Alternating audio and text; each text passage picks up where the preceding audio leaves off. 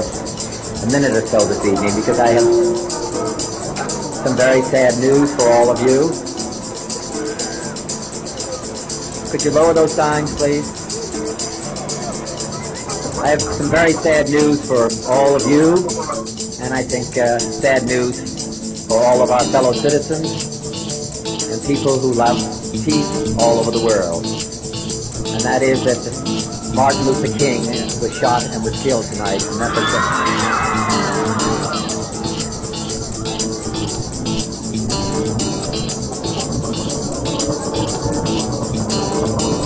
Martin Luther King dedicated his life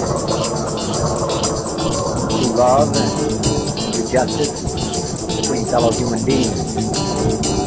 He died in the cause of that effort. In this difficult day, in this difficult time for the United States, perhaps well to ask what kind of a nation we are, what direction we want to move in. For those of you who are black,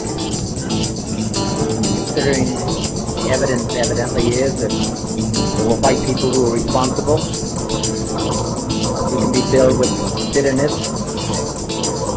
with hatred, and a desire for revenge. We can move in that direction as a country. Greater polarization. Black people amongst blacks, and white amongst whites, filled with hatred toward one another. Or we can make an effort, as Martin Luther King did, to understand and to comprehend and replace that violence, that stain of bloodshed that is spread across our land, with an effort to understand compassion and love. For those of you who are black and are tempted to be filled with hatred and distrust of the injustice of such an act against all white people, I would only say that I can also feel in my own heart the same kind of feeling. I had a member of my family killed. He was killed by a white man. But we have to make an effort in the United States. We have to make an effort to understand, to get beyond, to go beyond these rather difficult times. My favorite poem, my favorite poet was Aeschylus. He once wrote,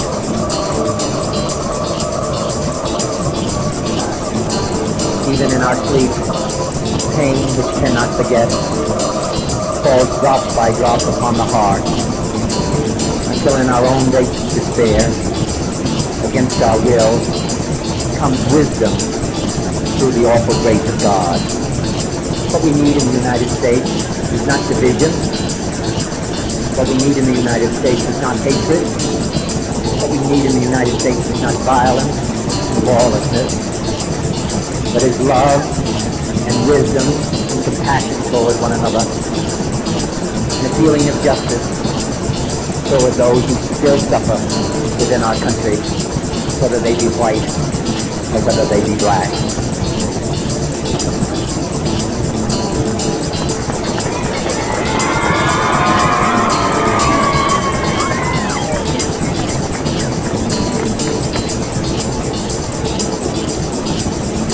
So I ask you tonight to return home, say a prayer for family Martin Luther King, yes, true, but more importantly to say a prayer for our own country, which all of us love. Prayer for understanding and that compassion which I spoke. We can do well in this country. We will have difficult times.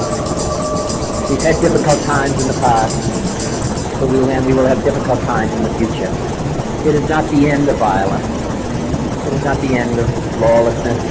It is not the end of disorder. But the vast majority of white people and the vast majority of black people in this country want to live together, want to improve the quality of our life, and wants justice for all human beings that abide in our land.